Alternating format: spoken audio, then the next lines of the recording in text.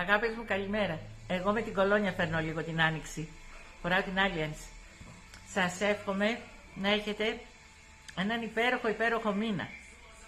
Άλλες φορές, εγώ τέτοια μέρα, πάντα με την αδερφή μου και με τον ανεψιό μου κάναμε μπάνιο όταν ο καιρός ήταν καλός. Σήμερα ο καιρός λίγο μας τα χάλασε, αλλά δεν πειράζει. Θα πάμε να πιούμε έναν ωραίο καφέ, θα κάνουμε λίγο κουσκούς με τις φίλες μου, θα πάμε μετά να φάμε και κάπως έτσι θα περάσουμε την ημέρα μας σήμερα.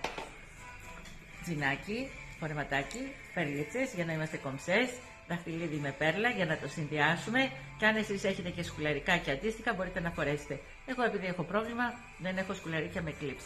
Δεν πειράζει.